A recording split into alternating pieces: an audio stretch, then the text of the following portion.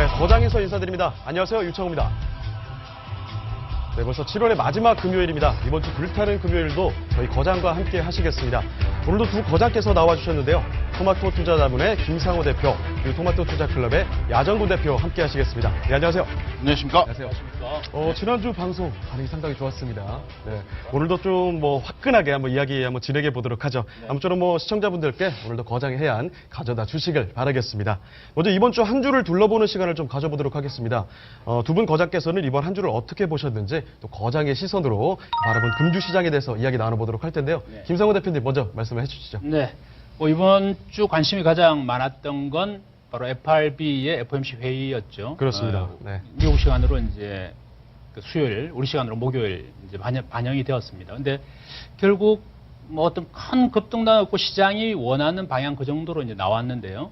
그러니까 금리 동결 0.25%에서 현재 0.5% 아닙니까? 연준의 기준금리가. 그러니까 동결은 이제 좋은데, 근데 시장에서 이제 나오는 이슈들을 보면은 9월 금리 인상 가능성이 커지지 않겠냐, 이제 이렇게 되는 거죠. 그러니까 9월 달은 언제냐면은 9월 20일, 21일입니다. 미국 현지 시간으로. 근데 여기에서 이제 인상 가능성은 좀 높지 않겠나 보는 거예요. 왜냐하면 이제 9월 세 번 남았어요. 이제 FOMC 회의가 9월, 11월, 12월 이렇게 남았단 말이에요. 그중에서 이제 9월이 좀 가능성이 높아졌다는 그렇죠. 거죠. 왜 그러냐면 올해 한 번 내지 두 번 올리겠다고 지금 기정사실화되어 있는 것이고, 그렇습니다. 또 11월을 보게 되면 미 대선이 껴 있단 말이에요. 그러니까 아마도 대선 기간에 좀 민감한 부분이 있죠. 또 누가 될지 모르고. 그렇죠. 트럼프가 된다 그러면은 막무가내로 한 번 더 올 수도 있을 것 같고. 근데 어쨌든 11월 접어들기 전에 아마도 한 번, 그럼 9월뿐이 없단 말이죠. 그러니까 그때 금리 가능성이 이제 상당히 높아졌다 이렇게 보는 것이죠.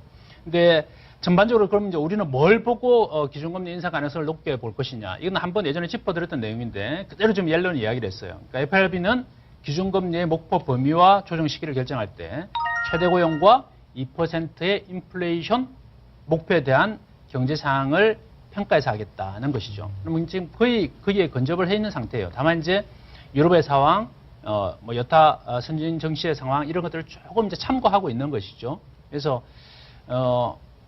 그렇더라도 9월 인상 가능성은 대단히 높아 보인다 이렇게 보여지고요. 그렇게 된다면 어쨌든 주가는 이제 신나게 가기는 좀 힘들 것 같아요. 9월 달을 좀 이제 비추고 가야 되니까. 그러면 이제 우리가 누누이 우리 야정구 대표도 이야기하고 저도 이야기를 하지만 지수에 대비해서 자꾸 보려고 그러지 마라 이렇게 말씀을 다시 한번 이제 드리고. 지수가 아니다. 그럼요. 지수 대비해서 보면은 또 8월 달도 9월 달까지도 재미가 없을 것이다 이렇게 봅니다. 이제 제가 이제 이번 주에 중요하게 봤던 것은 이제 FOMC 회의와 한국은행에서 발표한 국내 총생산 GDP 속보치인데요. 네, 한국은행에 발표가 있었군요. 네, 있었습니다. 어쨌든 이제 이게 3%대는 유지를 하고 갔어요. 그러니까 실질 GDP가 3%대를 그대로 유지해줬고 전분기 대비 0.7% 상승을 했습니다. 제가 이제 여기 발표할 때 뭘 가장 눈여겨보냐면은 투자 부분이에요. 그래서 투자 부분이 수출과 함께 늘었다. 설비 투자. 그러니까 설비 투자가 늘었다는 것은 국내 기업들이 미래를 긍정적으로 본다는 것이고 뭔가 투자가 들어간다는 것이죠. 거기서 이제 많이 들어갔던 게 이제 OLED라든지 또는 이제 반도체 3낸드 플래시 부분이라든지 그러다 보니까 그 관련 부품주들이 상당히 좋았잖아요. 증시와 아무 상관없이. 예를 들어 이런 거예요. 제 같은 경우에도 LG 디스플레이를 2월 달에 22,000원에 매수를 했어요. 22,000원. 네. 네. 그동안의 지수는 많이 올랐을까요? 별로 그렇게 많이 오르지 않았거든요. 근데 얘는 얼마가 올냐면 40% 상승을 했습니다. 그러니까 결국에는 제가 정말 여러분들한테 강조하고 앞으로도 계속 강조할 수뿐이 없는 내용. 저금리, 저성장. 그럼 지수는 당연히 못 간다. 많이 갈 수가 없다. 또 가더라도 결국 종목은 엄청나게 차별화가 된다. 이게 핵심이거든요. 그래서 코스피 지수가 2,000포인트를 뚫었다, 또는 지지할 거냐, 겁날 거냐, 빠질 거냐, 이런 이야기들이 많이 되잖아요. 왜 거기다가 귀를 기울이냐? 그럴 필요가 없다. 그러니까 성장산업. 그러면 성장산업의 틀을 파악을 하고, 다음 어떤 종목으로 수익을 크게 올릴 것이냐. 거기에 항상 주목을 해 주십시오. 알겠습니다. 뭐 지금까지 뭐 투자 굉장히 지지부진했었던 것 같은데 설비 투자가 늘었다. 굉장히 좋은 시그널로 볼 수도 있는 거겠죠? 그럼요. 거기에 포커스를 네. 맞춰야 되는 거다. 그러니까 어떤 지수가 또는 어떤 지표가 발표될 때 거기에 그 지수에 너무 목을 매지 말고 네. 또 지수랑 똑같잖아요. 지수에 목 매지 않고 종목을 보듯이 그 내에 설비 투자를 어떤 식으로 진행을 하고 있느냐, 기업들이. 그 부분을 보는 게, 예를 들어 설비 투자가 줄었다 그러면은 썩 좋지 못한 거로 봐야 되겠죠. 근데 늘었다 그러면 어느 쪽이 늘었냐라고 조금만 들여다보는 거 어려운 거 아니거든요. 예, 그렇게 포커스를 맞춰주시기 바랍니다. 알겠습니다. 지금 뭐 김상훈 대표님께서는 이렇게 좀 마지막에 긍정적인 시그널을 좀 보셨는데 야정구 대표님께서 오늘 어떻게 말씀하실지 굉장히 궁금해져요. 왜요? 한 주간의 상황 어떻게 바라보실지 좀 들어볼 수 있을까요? 일단 뭐 잔치는 다 끝난 것 같고 2분기 실적 발표도 다 끝난 상태에서 이제 호재 나올 건 다 나왔고 악재 나올 것도 나왔고 그 시점에 맞춰서 이제 전략이 진행이 돼야 되는데 문제는 9월달에 이제 금리 인상까지 계속 말씀드리지만 금리 인상 우리나라하고 굉장히 직결되는 부분이에요. 왜냐하면 국내 증시에 투자되어 있는 외국인들이 과연 이것을 극복해낼 수 있겠냐 하는 부분이기 때문에 또한 우리나라 가계부채가 사상 최대치로 가고 있고 실업률이 증가하고 있는 상황에서 과연 이 금리 인상이 이루어졌을 경우 국내 시장에서도 한국은행도 금리를 인상폭을 가야 되는 부분이거든요. 그렇게 했을 경우 우리 국민 여러분들이 느끼는 체감 온도는 더 추워질 것이라고 판단하는 거죠. 아, 더 추워질 것이다. 그렇죠. 왜냐하면 어차피 미국의 금리 인상은 기정한 사실인데 속도 조절에만 가는 거죠. 그래서 지난번에 한 번 그런 말씀드렸죠. 엘렌 진짜 나쁜 여자라고. 왜 그러냐면은 엘렌 의장이 예전에 1994년도에요. 그때 당시 연준위에 있을 때 이제 미국이 3,000포인트, 4,000포인트에 있을 텐데 이제 연준위에서 엘렌 의장만 금리 인하론을 그러니까 주장을 했던 사람입니다. 근데 만약에 엘렌 의장 방식대로 그때 금리를 인하해버렸으면 미국은 주가가 이 10,000대까지 못 와요. 근데 그때 미국이 금리 인상을 단행해버리거든요. 그러면서 막 튀어 올라가요. 그래가지고 10,000까지 가게 됐죠. 3배가 올라요. 그러니까 어떻게 보면 그때 경기가 굉장히 좋았다는 얘기예요. 우리나라도 1994년에 되게 좋았죠. 그와 같이 금리는 그 경기가 살아있다라는 걸 증명해 주는 건데 자꾸 엘렌 의장은 금리 인하론자란 말이에요. 이 사람은. 아니, 몸에 뱃속 뼛속까지 금리 인하론자예요. 뼛속까지 인하론자. 새롭게 알게 된 사실입니다. 네. 그래가지고 지금도 어떻게 보면 금리 인상의 보폭을 맞춰주지 못하고 있는 것은 오히려 신흥국들한테 더 고통스러운 거예요. 차라리 뺨을 빨리 때려주고 네가 왜 맞았어 이렇게 얘기해주면 되는데 이거 때릴까 말까 이러고 있는 거지. 진짜 짜증나는 거거든요. 옆에 있으면 진짜 내가 귀sha들 내줬어요.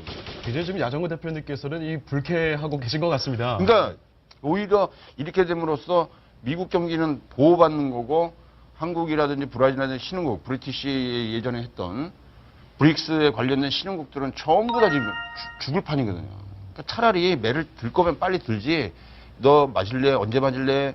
내가 내일 때릴까? 모레 때릴까? 이거는 사람 죽이는 거라니까. 공론하는 거지. 그렇죠. 차라리 먼저 치는 게 낫겠죠. 그렇죠. 치면은 우리도 방어하고 뭘 할 텐데 저게 칠 듯 말 듯, 칠 듯 말 듯, 막 그러고 있는 거죠, 지금? 그러니까 아주 뼛속까지 아주 이 인간은. 알겠습니다. 미국의 상황 그렇게 볼 수 있겠고요. 또 국내적으로 또 이번 한 주 어떻게 보실 수 있을까요? 국내는 이제 일단 2분기 기업 실적은 끝났어요. 삼성전자도 최종적으로 오늘 8조 원 발표를 했죠. 그러니까 이제 150만 원 공격 들어갔고요. 그다음에 삼성전자 같은 경우는 마지막 자사주가 1조 8천억이 남아있을 겁니다. 왜 10월 말까지인데 이제 올려놨으니까 이제 마음대로 패면 되는 거예요. 그러니까 알아서도 이제 이거는 안 맞으려면 요리조리 도망다니면 되는 거고 기업의 실적이 안 좋은 회사들 중에서 특히 오늘 보니까 이제 현대중공업이 많이 떴더라고요. 현대중공업은 두 가지 측면이에요. 실적이 좋아진 건 아니에요. 이 회사가. 실적이 좋아진 건 아니고요. 네, 그동안에 가번한 게 얼만데 직원을 얼마나 잘라냈는데 그러니까 실질적으로 수주가 막 늘어나서 영업이익이 늘어난 게 아니라 비용을 줄여가지고 즉 아버지가 500만 원씩을 월급을 받아오다가 나가는 돈이 400이었어. 근데 아들 용돈 50만 원 깎고 엄마 용돈 20만 원 깎고 해서 비용을 300만 원으로 했어. 그러면 그건 실제적으로 수익이 늘어났다고 보는 거예요. 그때 여기서 착시 현상이 발생할 수 있다는 거. 그런 부분도 우리 시청자 여러분들이 봐야 될 포인트예요, 앞으로. 그래서 한 주 동안 우리나라 증시가 올해 한 해선 최고점에 올랐지만 한계 수치는 도달해 있다 이렇게 판단을 해요. 한계 수치에 도달했다는 판단이시고요. 네. 네. 왜 갈 자리가 없어요? 알겠습니다. 이렇게 야정구 대표님께 또 한 주간의 상황 들어봤고요. 이번에는 한 주 시장 상황을 다 살펴봤으니까 이번에 본격적으로 들어가야 되겠죠. 주제를 하나 선정을 해서 살펴보는 더 거장의 대화 시간으로 넘어가 보겠습니다.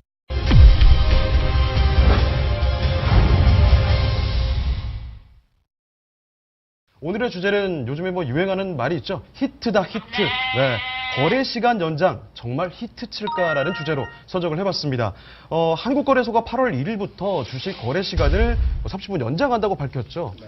우리 증시의 글로벌 경쟁력을 높이고, 침체에 빠진 증시의 활력을 불어넣기 위한 목적이다. 이렇게 말씀을 하시는데, 제가 보니까 그냥 딱 30분만 늘었다. 이렇게 간단하게 보기에 좀 어려운 것 같아요. 여러 가지 것들이 또 있는 것 같거든요. 야정권 대표님께서 혹시 그 설명을 좀 해주실 수 있을까요? 일단 변경된 거는 우리가 30분을 더 노가다를 떼야 된다는 거예요. 그렇죠. 그렇죠? 노가다요? 노가다예요. 어떻게 보면은 주식하는 사람들은 앉아가지고 엔터키 누르고 이게 노가다 뜬 거거든요. 저는 30분 연장됐다고 해서 사실은 좋은 기회가 아닌가. 그래도 투자할 기회도 있고 이렇지 않나 생각했는데. 그렇지 네. 않습니다. 이게 전 세계적으로 봐더라도 그렇진 않아요. 근데 일단 뭐가 바뀌는지 일단 설명을 좀 드릴게요. 네. 일단 정규 시장은 8시부터 지금 기존에는 이제 15시까지 운영이 됐어요. 그렇죠. 근데 지금부터는 이제 8시부터 15시 30분 더 일을 해라. 이 얘기예요. 네. 그 다음에 장중 경쟁 대량 매매 같은 경우도 그러니까 모든 상황이 30분씩 딜레이 됐다고 보시면 돼요. 그래서 장 종료 후 시간도 예전에는 3시였지만은 이제부터는 3시 30분이 되는 거죠. 여기서 전체적으로 30분씩 다 딜레이를 시켜놨다. 이렇게만 보시면 돼요. 그 외에는 크게 변하는 건 없어요. 그러니까 시간을 기존에 지금 우리가 진행했던 거에서 무조건 30분 플러스 하시면은 그거예요. 그러니까 결국에는 30분을 늘려줌으로써 개인 투자가들한테 놀면 뭐해 그냥 일이라도 해야지 이 얘기 안 해요. 좀 더 들어와봐 이런 건가요? 알겠습니다. 그렇죠. 근데 이렇게 30분씩 다 늘어났는데 김성호 대표님 네. 이 취지에 대해서 조금 궁금합니다. 일단 여러 가지가 있겠죠. 우선 좋은 점부터 이야기할까요? 나쁜 점부터 이야기할까요? 좋은 점이 어디 있어요? 일단 여기에서 지금 좋은 점 먼저 말씀 들어보고 싶은데요. 네, 좋은 점부터요. 네네. 네, 좋습니다. 좋은 점부터 이야기하죠. 그러면 일단 선진국 대비 저희 증시가 시간이 좀 짧아요. 그러니까 한번 쭉 보게 되면 현재 거래 시간 개념으로 보면 중국이 4시간, 대만이 4시간 반, 일본이 5시간, 홍콩이 5시간 반. 이제 우리가 6시간이죠. 기네 우리가. 미국이 6시간 반이에요. 그리고 싱가포르가 8시간, 영국은 8시간 반, 프랑스는 8시간 또 반. 쟤들이 엄청나게 많이 하네요. 쟤들도. 어쨌든 그동안 아시아 증시 또는 아마 유럽이나 미국보다는 아시아와 동조화되어 왔고요. 또 어떻게 보면은 막판 중국 시장과 조금 차별화되어 있는 것 이런 것들을 좀 맞추겠다는 겁니다. 그래서 선진국 대비 짧은 시간을 좀 확대하겠다. 그리고 아시아의 주요 시장, 그러니까 홍콩이라든지 싱가포르 이런 시장과의 시간을 좀 맞춰서 마감 시간을 그래서 시장을 또 연계 강화하겠다. 이런 게 있고요. 이렇게 하는 이유는 뭐냐면은 일단 글로벌 교차 또는 연계 확대를 하겠다. 그래서 글로벌 경쟁력을 확보하고 그 이전에 이제 KRX 시장을 또 상장을 한번 해보겠다. 그러면 이게 뭐냐면은 우리 시장을 일단 MSCI 지수 내에서 우리가 지금 이머징 마켓에 포함되어 있잖아요. 근데 선진 시장으로 좀 가보겠다 하는 취중이 하나 포함되어 있어요. 근데 크게 보면 그게 나쁜 건 아니지만, 근데 대체적으로 보면은 과연 개인들이 여기서 30분 늘었다 그래서 더 좋을 것이냐, 30분 동안 내 주가가 상승할 것이냐 이렇게 본다면 전혀 그렇지 않다. 이렇게 전혀 그렇지 못하다. 네. 전혀라는 표현이 맞을까요? 더 심할 수도 있고 덜할 수도 있겠지만 우리 여기를 한번 볼까요? 파생시장 거래량과 건수 기준으로 한번 보게 되면은 그게 이제 A, B, C 국면으로 나눌 수 있는데요. 네. 거래량이 어디에 집중을 하냐면은 중간 시간, 그러니까 B 시간대는 거의 거래량이 없어요. 왔다 갔다 왔다 하고 저기서 이제 개인들은 이제 피트지게 싸우다가 그냥 가랑비에 옷 뜯는 시간이고 보통 이제 거래대금 거래량이 많아지는 시간, 이거는 이제 기관이나 외국인들의 큰 손들이 들어오는 시간이 이제 A와 C 구간대거든요. 특히나 이제 C 구간대에 상회했던 시간을 맞추겠다는 거예요. 그럼 어디랑 이제 맞추냐면은 뭐 홍콩이라든지 싱가포르 이런 정신에 이제 맞추겠다는 것인데 그러면 과연 그 시간이 30분 늘어났다 그래서 개인들이 과연 거기서 이제 잘 나오죠. 이제 파랗게 보이는 데거든요. 또 이제 저 시간대에서 개인들이 그래 많아지는 시간인데 과연 먹느냐, 특히나 파생해서 제가 보기에는 더 작살 가능성이 크다. 오히려 뜨거라. 좀 작살이라는 표현까지 쓰셨습니다. 이렇게 될 가능성이 네. 있죠. 언어가 강한데 오늘. 나정부 대표님께서 당황하실 정도로 지금 강력하게 당황했어요? 말씀하신 거예요. 센데. 원래 전문가 오늘 센데. 당황하시면 안 되는데. 그러니까 왜 전혀 그러니까 제가 봤을 때는 거래 시간 연장한 데서 개인들의 입장을 반영한 건 아니다. 첫째는 최근에 혹시 그 경찰들이 거리에 많아졌다 이렇게 느끼지 못합니까? 조금 느끼는 것 같습니다. 뭐 출근할 그렇죠? 때던가 뭐 그럴 네. 때 가끔 보면은 네. 뜬금없이 있을 때가 있더라고요. 엄청 측정도 애들보다 더 횟수가 늘어났다 못 맞습니다. 느끼십니까? 네. 똑같은 거예요. 세금 더 거두겠다는 거거든요. 이게 그러면 작년에 우리나라 경찰청에서 범칙금으로 걷어들인 돈이 거의 1조입니다. 네. 근데 지금 이 부분이 왜 그렇게 되냐면은 거래소 시장도 하나의 공기업입니다. 여기서 팩트가 뭐냐면은 아까 김상호 대표가 말한 거는 뭐 글로벌 경기 시장과 연계해서 뭐를 하겠다. 말은 잘해. 말. 그러면 그동안은 말한 게 아니고 그러니까 사장이 이야기한 거예요. 저쪽 그 사람 이야기하는 거예요. 여의도에 오해하시면 안 되겠죠? 네. 여의도에 있는 애들이 말하는 건데 네. 말은 진짜 잘해. 근데 이 공기업 중에서 이 증권거래소 애들 그 급여가 거의 연봉 1억대입니다. 억대예요, 억대. 근데 이 억대씩 받아 먹고서 하는 일은 이 쓸데없는 것들이야. 쓸데없는 일이었다. 네. 왜 그러냐면은 올해 들어서 어떤 일, 그러니까 작년부터죠, 작년부터. 공기업들, 아까 경찰청 얘기 잘하셨는데 이쪽에서 제시한 건 뭐냐면 머리를 굴려봐야 돈을 더 성과를 올릴 만한 게 없어요. 근데 딱 거래 시간 30분 늘려놓으면 한 2천억 정도 늘어납니다. 연간. 그러면 이건 증권거래세를 더 늘리겠다는 거거든요. 증권거래세를 더 많이 받겠다는 거예요.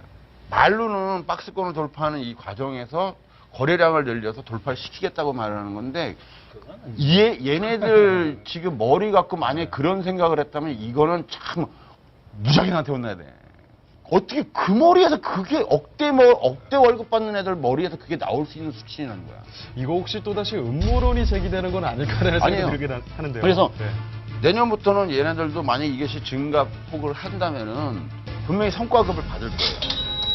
그렇게 된다면 결국에는 자기네들 성과급을 받기 위해서 선량한 개미들을 투자가들한테 야 거래 시간 30분 늘렸으니까 더 거래량이 있으니까 이 박스 상단을 돌파해서 2,300 갈 것이다라는 거예요. 근데 핵심은 그게 아니고요. 팩트는 주식의 팩트는 실적이고 기업의 성장이에요.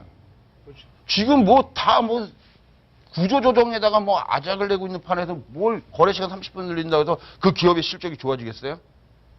그건 말도 안 되는 소리란 말이에요. 그러니까 뭐 실질적으로 개인 투자자들에게 그렇게 뭐 이득이 될 수 있을까라는 이득이 의문이 될 만한 건 든다는 거죠. 없죠. 이득이 개인 투자는 될 만한 게 거예요. 없어요, 이 당장은 상황에서. 없어요. 뭐 개인 투자자 여러분들도 뭐 언론에서 얘기하는 것처럼 뭐 거래 대금이 증가하고 거래량이 증가 30분 동안 더 했으니까 당연히 증가는 하겠죠. 3시에 100만 조회면 30분을 더 했으니까 한 10만 좀 더 돌아갈 거 아니에요. 그죠? 네. 그렇다면 이제 질문을 바로 드려보도록 하겠습니다. 예. 지금 거래대금 말씀하셨는데 이 거래대금이 증가가 될까요? 아니면 뭐 반짝 효과에 그칠까요? 이 제도 시행이 반짝 효과에 그칠 겁니다. 반짝 효과에 그칠 것이다. 왜냐하면 전 세계적으로 사례를 본다면 네, 뭐 단언을 하셨는데요, 지금. 홍콩도 늘렸고요. 싱가포르도 늘렸어요. 인도도 늘렸고. 하지만 처음에는 시행하고 나서 한 20, 30%는 늘어납니다. 왜냐하면 그 시간 차이가 있기 때문에 늘어나는 건 사실이에요. 하지만 그것이 계속 지속되진 않아요. 1년이 지나고 나면 오히려 마이너스 효과가 나와요. 1년 전에 그걸 시행하기 마지막 단계하고 시행하고 했을 때는 피크가 딱 올라가요. 그러니까 조금 더 지켜보자면 오히려 마이너스가 나올 수도 그렇죠. 있다. 그래서 이 거래 시간을 늘린 나라들의 공통점이 뭐냐면 1년 후에 그 거래 시간 연장을 하고 나서 1년을 보면은 오히려 그 직전보다 마이너스가 떨어졌다는 얘기예요. 그 결과가 지금 이미 나와 있는 거죠. 그렇죠. 네, 보니까 홍콩이 2011년 3월 달에 60분을 연장을 해요. 네. 그리고 우리보다 더 2배죠. 그러네요. 우리 30분 60분이요. 연장하니까. 네. 그리고 같은 해 8월, 그러니까 2011년 8월 달에 또 싱가포르가 연장합니다. 몇 분이나 연장했죠? 90분을 연장해요. 90분이요. 굉장히 많이 연장해요. 1시간 반. 우리보다. 와. 그리고 오히려 효과가 전혀 없게 돼요. 그러면 싱가포르 같은 게 마이너스 18% 났죠. 네. 그러니까 처음에는 그 시행할 때는 41% 증가를 해요. 팍 뛴다고. 아니 지금 이 같은 선례들을 이 저희가 추진하는 이 정부 측이나 다 네. 알고 있었을 거 아닙니까? 알고 있죠. 이걸 뭐 아니, 제가 아는데 몰랐겠어요. 그 바보들이 네. 아니라 나보다 똑똑한 사람들이 이걸 모르겠어요. 다 알고 조사 다 했지. 똑똑하기 때문에. 그래. 그래서 아까 말씀하셨던 이거는 세금에 관련된 문제가 그렇죠. 아닐까. 아, 그래서 이런 맥락에서 나온 거군요, 이게. 그렇죠. 그렇기 때문에 수수료 부분에서 증가 부분은 없을 거로 보이는데 매매할 때 뭐냐면은 수수료는 면제를 받으나 세금은 꼬박꼬박 낸다는 사실이에요. 0.3%는 그쵸. 농특세하고 네. 뭐 내죠. 교육세하고. 근데 우리가 주식을 하는데 왜 농특세를 내요? 그거는 뭐 박근혜한테 물어보든지. 난 그게 다른 하나 사람이 모르죠. 저는 잘 모르죠. 우리가 제가 잘 만든 게 모르는 뭐, 아니니까. 뭐 굉장히 뭐 좋은 취지가 또 있지 않을까요? 항목인데 이게 세금을 아까 말했듯이 지금 공기업들이 성과급 제도로 바뀌면서 이 증권거래소 이 공기업도 어떤 성과를 내줘야 되는데 성과가 뭐 있겠어요? 세금을 많이 걷는 밖에 없어요. 그럼 세금을 많이 걸려면 지금 상황에서는 딜레마에 빠질 수밖에 없는 거거든요. 방법이 없어요. 그렇다면은 30분 늘려보자 이거예요. 30분 동안 더 거래를 해서 세금 많이 내세요 이 얘기거든요. 당장 그렇게 연장을 해서 그러면 파급 효과가 바로 좀 나오는 부분들이 있지 않을까요?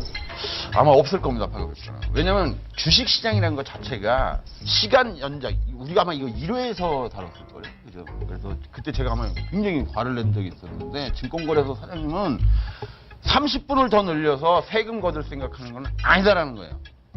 오히려 감시 기능을 더 강화해서 개인 투자들이 정당하게 뭐 분식회계라든지 이런 부분으로부터 보호받을 수 있게끔 보호막을 쳐주는 게 원칙이지 무조건 거래 시간 30분 늘려 그리고 세금 더 걷어 이 부분은 아닐 거예요. 그거는 진정으로 대한민국 증시를 관할하고 있는 수장으로서 해서는 안 될 일이죠. 다른 나라 사례를 보더라도 분명히 첫 달은 거래량이 증가합니다. 호기심에 의해서. 그러나 그것이 어떤 주가에 영향을 미치지는 않았다는 얘기예요. 그리고 저는 알겠습니다. 또 하나 이제 네. 그 시점과 공감대 부분이에요. 시점과 공감대. 네, 지금 타이밍이 적절하냐라고 본다면 저는 이제 그렇게 보질 않죠. 그러니까 아까 우리 야정근 대표도 말씀하셨지만 지금 현재 주가가 하지 못하는 게 과연 거래 대금이 부족해서 또는 뭐 시간이 부족해서 이게 아니란 말이죠. 아, 시간이 부족한 게 문제가 아니다, 증시의 실질적으로. 부재는 과연 이제 우리가 뭘 먹고 살고 미래 성장성을 찾아내고 있느냐의 부분. 그건 이제 네. 저는 잘 하려고 보지만 지금 당장 그게 아니다는 부분.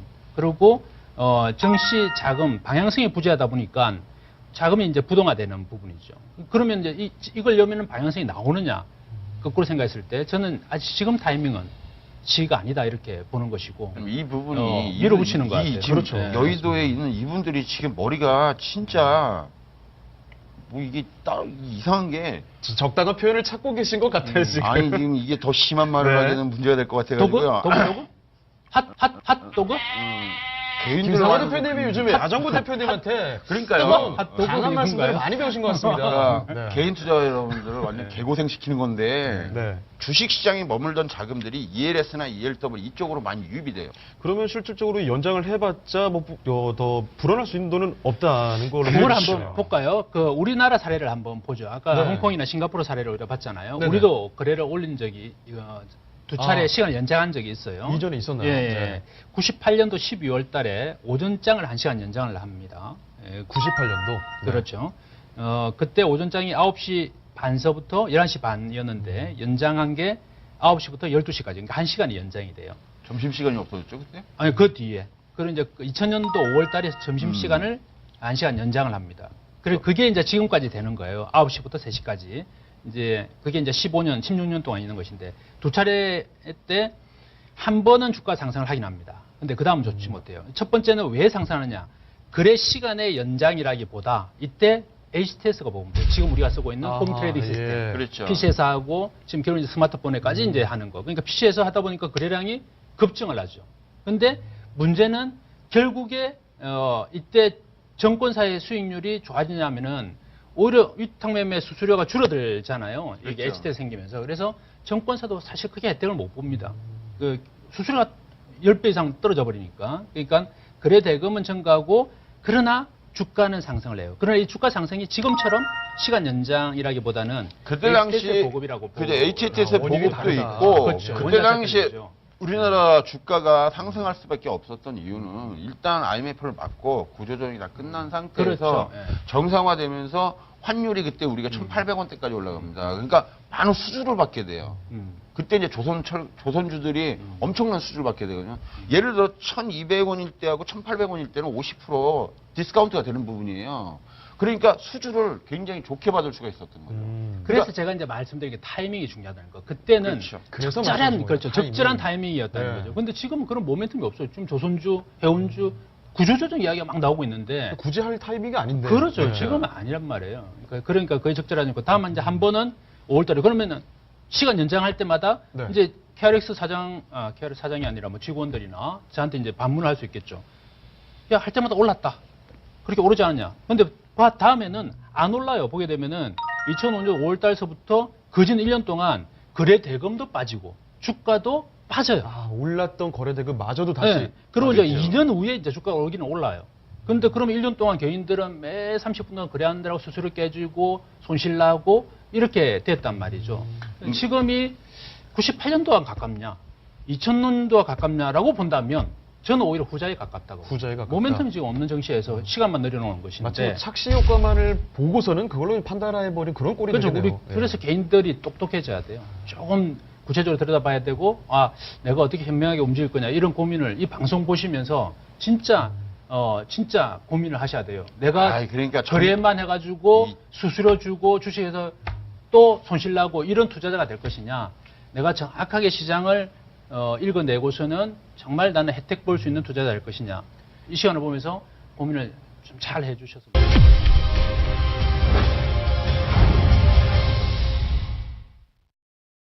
그래서 이제 실질적으로 그러면 네. 어떻게 좀 움직이는 게 좋겠냐는 이야기를 좀 해야 될 것 같습니다. 네. 조금 개인 투자자분들한테. 그래서 정권사 이게 이제 위탁 점유율을 보게 되면은 이제 상위 정권사가 나오게 돼요. 그래서 네. 미래에셋증권이라든지 NH투자증권, 대우증권 뭐 이런 정권사들이 위탁 점유율이 좀 높은 정권사들입니다. 그러니까 위탁 점유율이 높다는 것은 그만큼 거래가 많이 나왔을 때 수익이 좀 더 나올 수 있다는 거죠. 그렇죠. 그래서 지금 미래에셋이 1등이죠. 시장이. 예. 그래서 주식 참 신기해. 1위 기업인가요? 미래에셋증권. 미래에셋 보면은 지금 7% 정도에서 8% 위탁 점유율을 가지고 있는데 대단한 거예요, 저거. 대단한 굉장한 거죠. 점유율. 뭔가 또 하실 말씀 있으신 것 같은데 이렇게 이야기할 네. 때는 거죠. 일단 김상호 대표님 말씀 한번 들어보고 난 그다음에 아니에요. 지금 감추고 두고 계신 그 뭔가 이야기 한번 있는 것 들어보겠습니다. 뭐 있어 있기는. 네. 너도 계속 뭐 이어가 주시죠. 그래서 정권자 수익이 이제 연 7.4% 증가 예상입니다. 근데 최근에 한 2, 3일 전까지 한 네. 일주일 동안 한 1, 2주 동안 좋았죠, 정권주들이. 그래서 그걸 어느 정도 반영을 했다 이제 이렇게 볼 수 있고요. 네. 다음 제가 그것보다 조금 중요하게 보는 부분은 바로 이거예요. 제가 아까 들어갈 때 이야기했지만 교차거래, 연계거래. 다른 시장과의 시간이 동일하게 되면서 이 부분이 우리가 조금 중요하게 볼 부분이다. 그러니까 저는 정권사의 연수익률이 증가하면서 위탁 점유율이 높은 정권사들이 상승할 것이다 해서 나왔던 상승률은 상당 부분 단기적으로 나왔다 이렇게 봐요. 그러면 이걸 보고서는 막 이 시간을 보고 들어가라, 저는 오히려 단기적으로 빠져나와라 이렇게 이야기를 하고 싶고. 이미 나왔다. 그렇죠. 그 부분을 그렇죠. 보면. 그러고 난 다음에 나중에 이제 가겠지만 지금 자리 잘못 잡다가는 괜히 뭐 오히려 손실 날 수 있다. 짧게 이렇게 볼 수 있고. 반면에 지금 이 부분은 좀 중장기로 볼 부분 있죠. 교차거래 정권사가 이제 수혜가 될 수 있다 이렇게 보는 거예요.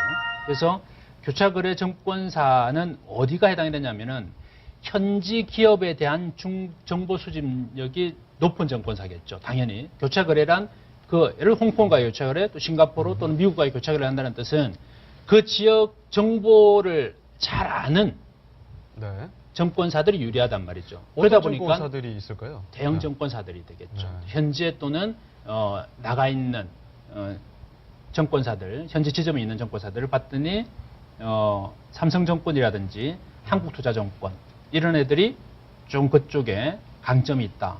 교차거래 정권사의 수혜가 된다. 그러니까 단기적으로 오히려 단기적으로 주가는 위탁 매매 증률이 높은 증권사로 접근이 되었다가 이로 인한 그러니까 우리가 지금 오늘 주제로 보고 있는 네. 이 거래 시간 연장으로는 중장기로 봤을 때는 교차 거래 증권사들이 수혜의 가능성이 있다. 이렇게 볼 수 있습니다. 알겠습니다. 뭐 정작 뭐 개인 투자자들은 이득을 볼 수 없고 뭐 증권사들만 이익을 보는 거 아니냐 이렇게도 말씀을 드릴 수 있을 것 같은데 우리가 이제 그게 네. 이득을 보려면 네. 똑똑하게 그런 증권사들을 찾아서 움직이는 거. 그러니까 네. 그냥 모든 증권주가 다 갈 거야라는 접근보다는 좀 더 디테일하게 지금 말씀드리고 있잖아요. 정확히 찾았어요. 그런 쪽으로 좀 디테일하게 접근을 하셔야 된다. 알겠습니다. 야정구 대표님, 네. 아까 미래에셋증권 얘기를 할 때 이 1위 업계 미래에셋증권 이야기를 하실 때 뭔가 감춰둔 이야기가 있는 것 아이고, 같습니다. 감정 우리가 다 아는 네. 얘기예요. 왜 그러냐면은 네. 저는 미래에셋을 되게 안 좋게 봐요. 왜 그렇죠? 왜 그러냐면은 여러분들도 다 기억을 하시겠지만 2007년도죠, 2007년. 2007년도요. 2007년도에 보면 뭐 일요일 날 연예가 방송 하나 있었잖아요. 그렇죠. 그쵸? 일요일을 대표하는 그 아, 뭐 예능 프로그램 엠모 있죠. 네. 뭐 MBC 해도 되겠지 뭐. 네네. 거기서 이제 일요일 밤에 그 개그맨이었던 김용만 씨가 나와서 그 미래에셋의 부회장하고 펀드에 대해서 엄청 설명을 해요. 굉장히 그때 예능인데도 불구하고 이 경제적인 얘기를 해서 이슈가 됐던 프로그램이에요. 그렇죠. 네, 저도 기억하거든요. 그래가지고 그때 이제 박현주 지금 미래에셋 회장 이름을 걸고 펀드를 해요. 아, 4조 6천억이 모입니다. 아, 그분이 그 돈이 이제 모태가 되는 거예요. 이게 이제. 근데 그게 1년 만에 거의 작살이 났어요. 그때 펀드 모집을 해서요. 예. 그래가지고 지금 보면은 이제 9년 정도 지났죠. 2007년부터 지금. 그렇죠. 9년인데 9년이 지났습니다. 그 수익률이 얼마일 것 같습니까? 수익률이 어느 정도 아, 있을까요? 그래도 회장님이 9년 하는 지났으면 건데 그래도 뭐 괜찮지 않을까요? 마이너스야 9년 내내 뭔 소리야. 내내 마이너스요. 저 지금 혼나고 있는 거 맞나요? 미래에셋 네. 밑자도 모르는 사람이 네. 저 근처도 안 네. 갔을 텐데. 얼마나 마이너스가 났습니까? 최대 손실폭이 60%까지 갔어요. 아, 60%? 그러나마 지금 주가가 2,000원 네. 올라가가지고 뭐 하고 뭐 해서 지금 마이너스 7% 8% 하고 있는 거예요. 그럼 9년 동안에 플러스를 유지한 게 1년도 안 돼요. 그것도 증권사 회장님이고 그분도 증권맨 출신이거든요. 그럼 우리가 볼 때는 엄청난 고수인 거예요. 어찌 보면 그죠? 미래에셋증권 게다가 지금 뭐 1위지 않습니까? 그러니까 재밌는 게 그거라는 거야. 나 같으면 미래에셋 가입 안 할 것 같아. 아, 가입을 아예 하지 않으시겠다. 아니 네. 회장님이 직접 운영을 해서도 깡통을 찾는데 그 밑에서는 어떻게 될 것 같아? 예? 똑같이 더하면 더했지 덜하진 않을걸? 근데 계속 가입을 하는 거거든. 그러니까 그 돈은 왜 펀드 설정 금액이 계속 들어오잖아. 그러니까 그 돈 갖고 계속 물타기 뭐 이렇게 가는 거거든. 해도 그런데도 아직까지도 마이너스. 네, 마이너스에 인사이드 펀드가. 그래서 최근에 보시면 마이너스 7%인가 8% 마이너스인데 문제는 거기 있어요. 2008년도인가? 2010년도인가? 이게 몇 년도더라? 그때 그 신문에 공개 사과문까지 올립니다. 2012년도쯤일까요? 그 몇 년도에 올리는데 그 미래에셋 박현주 그 회장님 박현주 회장 네, 2012년 1월인 것 네, 같습니다. 그때 네. 4대 일간제다 하단에다가 죄송합니다. 저는 그때가 방금 말씀하셨던 그 펀드에 예, 대해서 예, 인사이드 펀드에다가 그래가지고 그때 이제 손실이 최가 60몇 %까지 나왔던 걸로 알고 아, 있는데 심각한 소실이네요. 근데 그걸 아직도 복구 안 됐다는 거예요. 그때 사과문까지도 썼는데 예, 근데 이제 더 재밌는 거는 이거예요. 그러면은 미래에셋이 망해야 되는 거거든요. 그렇지 않겠어요. 근데 그 이후로 더 승승장구해버렸어. 아직도 1위요. 그렇죠? 그 네. 대한민국 1위가 된 거예요. 예전에 삼성증권 1위였거든요. 근데 그걸 꿰차가지고 1위가 됐어요. 그리고서 이제 이번에 미래에셋 KB증권 인수했죠. 대우증권. 그죠? 인수했죠. 오히려 더 커진 거예요. 지금 사명이 바뀌었죠. 그러니까 미래에셋 쉽게 말하면은 그렇게까지 지금도 회복을 못하는 그런 펀드를 10년 동안 회복이 안 된 거거든요. 높으신 분이 직접 참여를 했는데도 불구하고 인사이드 펀드 제목이 박현주 네. 펀드였어요. 그런데도 개인 투자가들은 계속 미래에셋을 찾아간 거거든요. 이렇게 보면 사실 뭐 이 증권사가 고객을 뭐 기만했다라고 볼 수 있지 않습니까? 제가 그래서 기분이 나쁜 거예요. 그래서 미래에셋은 그 9년 동안 그 인사이드 펀드에서 2,470억 정도의 수수료를 챙겨갑니다. 떼돈 번 거지. 2,400억 원. 연간 한 200억 정도씩 벌었던 거예요. 그 펀드 수수료를 띄니까. 펀드는 마이너스 계속 나고 어. 사과물을 냈지만 그 와중에 수수료는 수수료는 네. 다 챙기고 2,400억이거든요. 그러면 포장이 잘 된 건가요? 그 돈 벌어서 광고하고 포장하고 이렇게 되는 건가요? 기가 막힌 작전이야. 그 결국에는 또 그거를 판매 대행했던 은행들도 한 400억 정도 먹습니다. 아마 여기 뭐 은행에 다니신 분들 그거 판매해서 짭짤하게 성과급 챙겨졌을 거예요. 근데 그 4조 6천억을 날려먹은 개인 투자가들은 속이 어떻겠어요? 뒤집어졌죠. 뒤집어지죠. 네. 그러면 제 입장에서는 내가 박현주 회장이라면은 그 수익률을 어떻게든지 맞추기 위해서 최선을 다했을 것 같아. 근데 거의 뭐 방치해 두고 있었던 거 아닙니까? 그렇죠. 사실? 그러니까 계속 돈은 들어오니까 돈이 이제 설정액이 빠져요. 이게 2011년도에 다시 지수가 2,000원 오니까 설정액이 이제 4조 6천억에서 2조 원대로 이제 원금 회복했으니까 빠져나간단 말이에요. 계속 빠져나가. 근데 문제는 이러한 사태가 계속 반복될 수 있다라는 거예요. 제가 말씀드리고 싶은 거는 네. 증권 모든 것은 실적이 말해준다는 거예요. 거래 시간 30분을 늘렸다고 해서 갑자기 증권의 주의 대장이 미래대출이 막 날아다니는 것 자체가 모순이라는 거예요. 실제 사례도 이렇게까지 있고 그렇죠. 그래가지고 미래대출 주가가 그때 20만 원에서 지금 아마 15,000원인가 16,000원까지 떨어졌다가 지금 회복한 게 28,000원입니다. 그렇다면은 문제는 점은 뭐냐? 거래 시간을 늘린다 해서 증권주의 바로 어떤 파급 효과는 미미할 거라는 거예요. 그리고 그거에 대한 기대치 때문에 최근 며칠 동안, 몇 주 동안에 증권주가 좀 반짝한 건 사실입니다. 하지만 다른 나라 사례를 봤을 때 첫 달은 급증을 하지만 1년 후에는 거래량이나 거래대금이 오히려 마이너스 8%에서 10% 이상 줄어들고 있다는 것은 오히려 그 거래 시간 늘려줌으로써 국제 시대에 맞는 그놈의 글로벌 좀 안 했으면 좋겠어. 글로벌 때문에 개인 투자가들은 더 고통받을 수도 있다는 겁니다. 개인 투자가들 보호할 수 있는 안전장치는 아무것도 없는 거예요. 그 누구도 미래대출에서 사태를 보더라도 미래에서 그 다음에 또 뭔 일도 터뜨리면 2013년인가 12년에 브라질 채권 팔아가지고 또 망한다고요, 이거. 예? 도대체 몇 번을 아주 그런데도 참 재밌는 거는 그 돈들이 미래세를 보고 들어가는 돈은 거의 없어요. 왜? 은행에서 전부 창구를 통해서 판매가 됐기 때문에 그분들이 대부분 은행 창구 여직원이라든지 은행 직원들을 통해서 다 유입이 되거든요. 그러니까 모든 네. 개인들을 우리가 다 구제할 수도 없고 다 같이 데려갈 수도 없는 거예요. 그렇죠. 그나마 우리 토마토 TV 보는 시청자분들이라도 방법은 딱 하나밖에 현명한 없어요. 우리 개인 지혜로운 투자가 투자자들 여러분들이 좀 조언을 해주셔야죠. 조금 그렇죠. 더 이게 귀가 좀 얇으시지 않았으면 좋겠어요. 지금 정작 거기서 이제 미래에셋과 그리고 또 그 은행 분들 이분들만 이제 수익을 거두시고 즉 개인 이렇게 투자자는- 보시면 돼요. 개인 투자가를 놓고 은행이 앞장서서 왜 미래대출시 공격이 들어가면은 인사이트 펀드 이런 부분이 발생을 하니까 은행에서 판매를 했잖아요. 펀드 지금도 판매하고 있죠, 다. 그러니까 은행이 나서면은 이게 미래대출 펀드인지 뭔지 몰라요, 잘 고객들은. 그러면 추천해 준다고. 은행에 가서 매일같이 그렇죠, 좋았어요. 그렇죠. 고객님 오셨어요. 오늘은 얼마 입금하시래? 상냥하게 잘해주고 그러면 내가 이번에 적금탄데 그거요 이번에 좋은 펀드 있는데 가입하세요. 그게 뭔데? 모르고 가입하신다니까. 근데 그게 미래대출이야.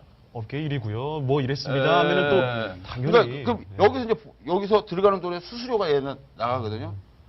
그 은행 직원들이 연봉 억대 받았다니까. 그거 팔아갖고 결국은 진짜로 이 개인 투자가들을 위해서 미래대출이나 은행이나 정부는 한 게 아무것도 없다는 얘기야. 거의 뭐 개인 투자자들의 피로 쌓아올린 성로 아닙니까 그러면? 그러니 이 시간을 통해서 개인 투자자들이 올바른 판단할 수 있게끔 그렇습니다. 그렇게 이야기를 그러면 뭐 저희 해주시는 한번 게 바로 맞는 옳은 그 방향이 결론은 네. 우리 개인 투자가 여러분들이 거래 시간이 30분이 더 늘어서 어떠한 우리나라 증시가 막 깜짝하다 사죠. 이런 환상은 버릇이라는 거예요. 개인 투자를 위한 방식은 없어요, 정부에서는.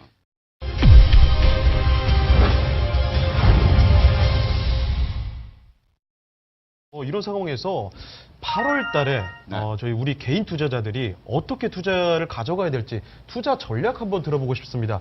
김상호 대표님 한번 들어볼 수 있을까요? 오늘 우리가 이제 이런 이슈를 우리 뭐 PD분들이 뽑아서 냈던 거는 이제 가장 최근에 이슈가 됐던 거기 때문에 그러하겠죠. 그렇죠. 네. 그렇다면 이제 결국 이제 뭐 다음 주 8월이니까 이 부분에 개인들이 잘못하면 당할 수도 있고 뭐 지혜롭게 대응한다면은 잘 헤쳐나갈 수 있는 부분이잖아요. 그러면 이제 위탁 점유율 개념으로 거래량이 폭증을 해서 한다 그러면은 아까 말씀드렸지 그 다른 가네요. 그러면은 8월 달에 어느 정도 부분 반영할 수는 있겠죠. 그러나 아까 말씀드렸듯 한 단계 주가 상승했다는 것 분명히 그 부분은 이해를 하셔야 되고 그 다음번에 이제 상승할 수 있는 부분은 있지만 그 점유율 부분은 서서히 꺼져갈 공산이 크다.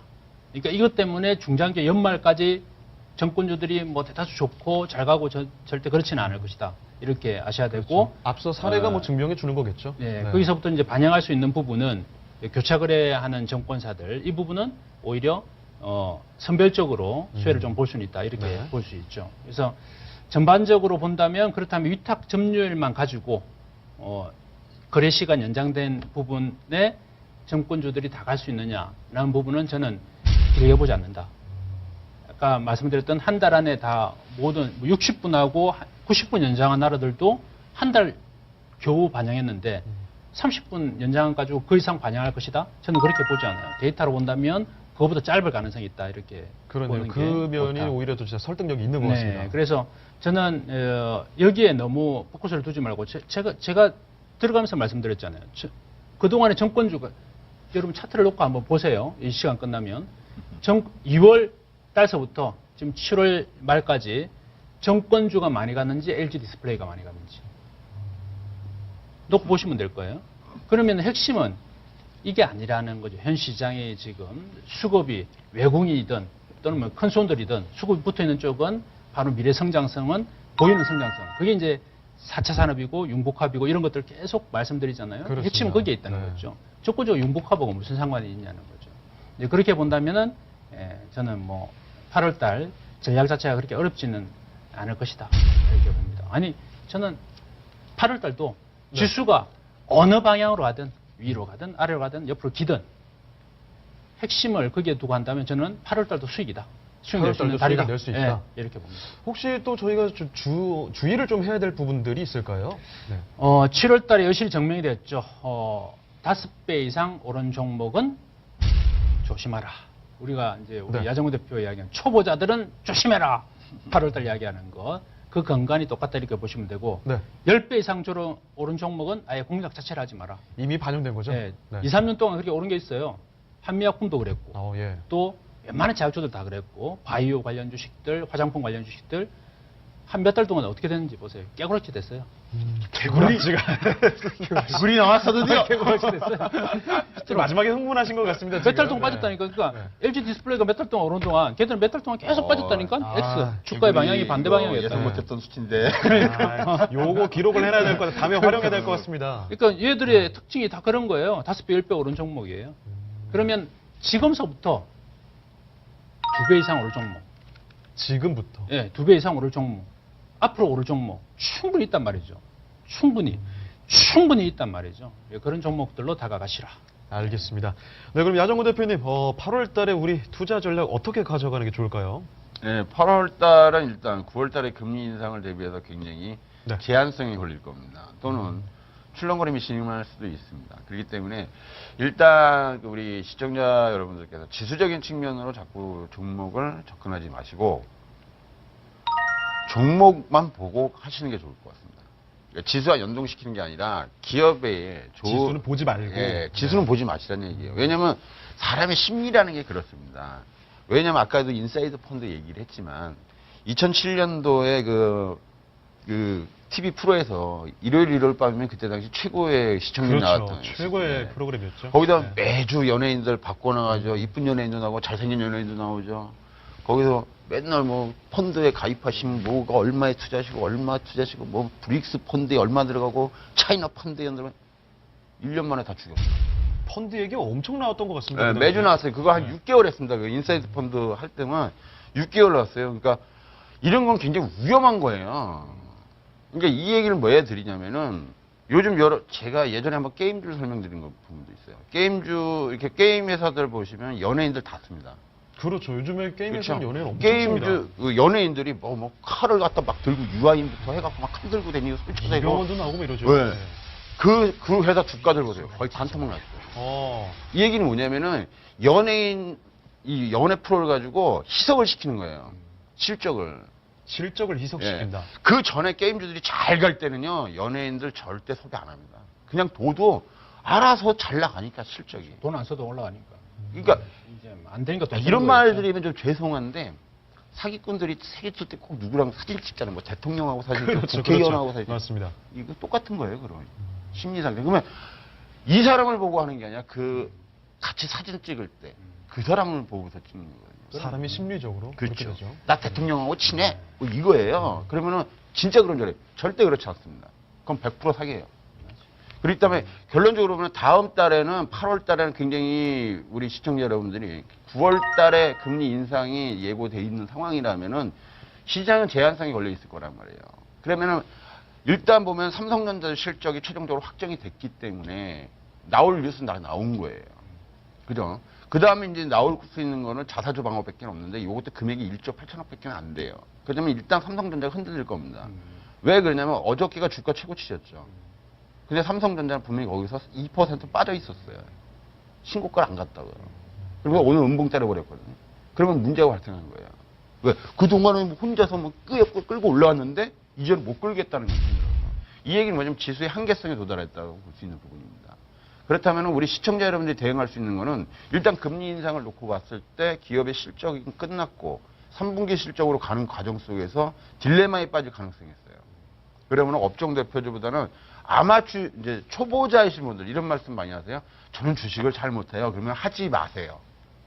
단호하게 지금 말씀하고 계시네요. 제가 상담 받을 때 제일 답답한 게 제가 주식을 잘 몰라서 그러면 하지 마세요. 그래도 하고 싶은데. 모르는데 어떻게 해요? 차를 운전할지 모르는데 차 사서 뭐 합니까? 운전사를 두면 되죠. 그러니까요. 운전사를 운전기사가 두려는데 그러니까 주식 잘하는 정말 그러니까, 운하는 그것도- 이 투자자들한테 혼자 하기 힘든 시장이에요. 이래저래서 돈 갖다 그죠? 내잖아. 주식 잘하는 사람. 그러니까 음주운전 하는 거지. 주식 잘하는 이게 사람. 음주운전이에요. 주식 못하는 사람이잖아요, 결국. 그 잘하는 사람은. 또 두 그 대표님 자들은 아니십니까? 그 자들은 네. 주식 못하는 자들이 그러니까 깨졌잖아요. 일단은 네. 8월 달 한다는 이 초보이신 분들은 좀 주시는 게 좋겠고 중급 이상 한다시는 분들은 제가 볼 때 종목 발굴에 조금 신경 쓰시면 될 것 같고 고수들은 알아서 말 안 해도 알아서 하겠죠. 그래서 입장이 세 개가 있는데 고수들은 어쨌든 간에 분명히 지금 다음 달 먹을 거리가 준비돼 있을 거고 네, 중급자들은 지금 종목 발굴 이제 교체 매매에 다 들어가야 되는 거고 초급자들은 내가 지금 무엇을 할 것이냐 고민하는 거 있는 거고 이 현복더위에 삼계탕을 먹을 것이냐 반계탕을 먹을 것이냐 이 얘기야. 그렇습니다. 어쨌든 뭐 8월 한 달 험지가 예상되는 가운데 우리가 그 종목들을 잘 노려야 될 것 같다. 이런 말씀을 해주신 것 같고요. 얘기했잖아요. 8월 달에 휴가 초보자들은 주식 들고 휴가 가는 거 아닙니다. 뭘 들고 가야 될까요? 핸드폰. 핸드폰. 왜? 네. 핸드폰은 액체처럼 매매를 해야지. 알겠습니다. 이렇게 8월 투자 전략 한번 저희 의견 한번 들어봤고요. 이쯤에서 그러면 오늘 저희가 이 거래 시간 연장에 대해서 살펴봤는데 거래 시간 연장 총체적으로 한번 짤막하게 전반적으로 한번 들어보고 싶습니다. 김상호 대표님 어떻게 뭐 정리를 할 수 있을까요?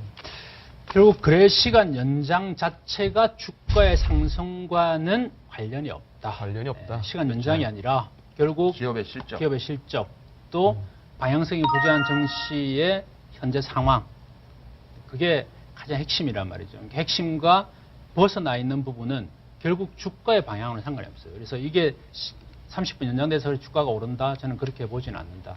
이번 그 부분은 그래서 연장 시간과 주가의 상승을 연관짓지 마시라. 저는 그렇게 알겠습니다. 이야기 드리고 싶습니다. 네, 김상호 대표님께서 이렇게 정리를 해주셨고요. 야정근 대표님께서도 한번 전반적으로 정리를 한번 해주시죠. 뭘 또 정리해? 마지막으로 하고 싶은 말씀이 또 아. 있으실 것 같은데요. 네. 일단 8월 달 얘기하고요. 그다음에 이 30분 부분은 다시 우리 김상호 대표님 말 잘했어요. 30분 부분은 그 우리나라 이 박스권을 돌파하기 위한 수단이 될 수 없습니다. 그것을 하려면은 일단 기업의 실적이 우선이 받침이 돼야 돼요. 우리가 2000선까지 왔던 이유는 조선철강 해운업종들이 밤새도록 일을 하고 매일같이 배를 만들어내고 수출하는데 열심히 했고 그래서 그것이 기업의 실적으로 나오면서 그렇지. 그것이 네, 폭증하면서 맞아요. 네. 된 거지. 거래 시간 늘려서 올라온 건 아니란 말입니다. 그리고 증권거래소 사장님, 성과금 좀 덜 받으시고 진짜 개인 투자가를 위한 안을 좀 내주셨으면 좋겠어요. 모가지가 잘리는 한 있어도. 그게 진짜로 공기업이면 국가가 이 국민을 위해서 권익을 위해서 있는 게 공기업입니다. 근데 우리나라 공기업들은 국민 편에 있는 게 아니라 국민의 편의성에서 있어야 되는 기업들이거든요. 진짜 국민들이 꼭 필요한 것을 개인이 소유하게 되면 국민들한테 피해가 커지기 때문에 공기업화해서 국가가 관리를 해주는 거예요. 그게 한국전력이고 KTX고 한국철도공사고 지하철공사고 다 이런 거예요. 근데 가장 부정부패가 심한 곳이 또 이곳이에요. 문제는 거기 있단 말입니다. 그러니까 다음에 대통령 진짜 잘 뽑아야 돼요. 알겠습니다. 마지막에 그래, 이렇게 인상적인 말씀을 그래 시간 연장해서 대통령까지 나왔다. 결국은 네. 국민들을 쥐어 짜는 것밖에 안 되잖아요, 이거. 그렇습니다. 야정 맞아요. 잘 대표님께 뽑아야죠. 네. 그거 정말 잘 뽑아야 돼. 다음 대권으로 밀어드는 거 네. 어떨까요, 저희가? 저는 찍어드릴게요. 아유, 나가면. 내 대통령 되면 진짜 오퍼 나는 진짜. 네, 저희 한번 믿어보시죠. 네, 알겠습니다. 이렇게 두 거장과 함께하는 시간 오늘은 여기서 인사드려야 할 것 같습니다. 다음 주 이 시간에도 두 거장과 함께 하시면서 거장의 해안 가져가시길 바라겠습니다. 다음 주에 뵙겠습니다.